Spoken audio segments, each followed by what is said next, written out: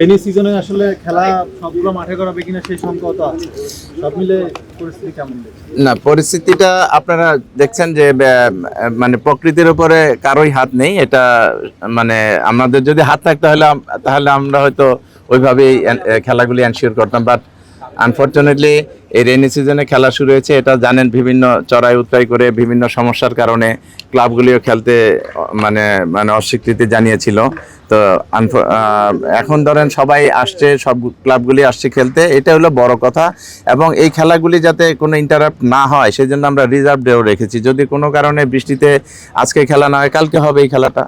সব মশার বিরুদ্ধে সুরক্ষা দিতে এলো বসুন্ধরা এক্সট্রিম অ্যারোসল, মশার বিরুদ্ধে এক্সট্রিম সুরক্ষা। সুতরাং খেলা হবে ইনশাল্লাহ, এটা আমরা আশা করছি। এবং আমাদের এই প্রিমিয়ার ডিভিশন ক্রিকেট লিগ নিয়ে কিন্তু মানে দেখেন, এই প্রিমিয়ার ডিভিশন ক্রিকেট আগে একটাই ছিল, কিন্তু মানে ফার্স্ট ডিভিশন লিগ। তো এটা অনেক আগে থেকে এই যে বাংলাদেশের ক্রিকেটার আজকে এই অবস্থা, এই অবস্থার পিছনে কিন্তু এই ক্লাবগুলির ভূমিকা অনস্বীকার্য। তারা যেভাবে এক সময় বাংলাদেশের ক্রিকেটটা যেভাবে চলছে, সেটা হলো একটি ক্লাবের খেলোয়াড়, তারাই অফিসিয়াল, তারাই ম্যানেজার, তারাই ইনভেস্টর, এরকম ছিল এক সময়।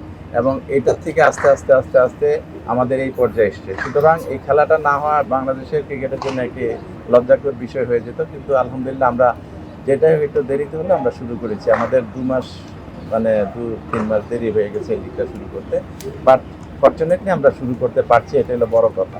এবং উদ্বোধনটা হলো 10টার পরে, 8:30টায় শুরু হওয়ার কথা। অন্য জায়গাতে খেলাও শুরু হয়ে গিয়েছে, এখানে আসলে দেরিটা হলো কেন? খেলাটা তো আসলে এই ম্যাচের উদ্বোধন, এটা তো পুরো টুর্নামেন্টের উদ্বোধন। আসলে এটা একটু প্রবলেম হয়েছে, এখানে আউটফিল্ডে একটু ভিজা ছিল। তো আমরা চেয়েছিলাম যে খেলার ঠিক পূর্ব মুহূর্তে আমরা এটা শুরু করব, সেই জন্য একটু দেরি হয়ে গেছে। বাট আলহামদুলিল্লাহ এখান থেকে আমরা উদ্বোধনটা শুরু করলাম। প্রতিমন্ত্রী আমিনুল হক এবং বিসিবি সভাপতি তামিম ইকবাল দুজনেরই এখানে থাকার কথা ছিল। হ্যাঁ, দুইজনে। তামিম ইকবাল আসতেছে, তামিম ইকবাল মনে হয় তো 11টার দিকে চলে আসবে এখানে।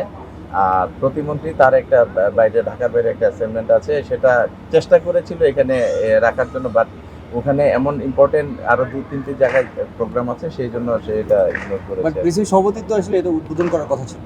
হ্যাঁ, বিসিসি সভাপতি একটু দেরি হয়ে গেছে। আর আমাদের সভাপতি সাহেব আমাকে ফোন করেছিল একটু আগে যে আমি আসতেছি, হয়তো 10:30 11টার ভিতরে চলে আসবে মাঠে ইনশাআল্লাহ। প্রতিমন্ত্রীর আসার কথা ছিল, উনি আটকে গেছেন, ঢাকার বাইরে যাচ্ছে। এটা প্রেসিডেন্টেরও দেরি হয়েছে। শুরুটা একটু মিসম্যানেজমেন্ট হয়ে গেল। না, এটা আমি বলবো না, কারণ জানেন বৃষ্টিতে বা আউটফিল্ড মানে একটু মানে খেলার অপযোগী ছিল দেখে কিন্তু আজকে একটু ডিলে হয়েছে। মিসম্যানেজমেন্ট আমি বলবো না, আমরা কেউ থাকলেই হলো। কিন্তু এটা কালকেই কিন্তু রাতেই সিদ্ধান্ত হয়েছে যে সে আসতে পারবে না, এই কারণে যে ঢাকার বাইরে তার একটা অ্যাসাইনমেন্ট আছে। এটা সকালে অনেক ভোরে রওনা দিয়েছে, ঢাকার বাইরে চলে গেছে। বিসিবি প্রেসিডেন্টের জন্য তো অপেক্ষা করেছিলেন।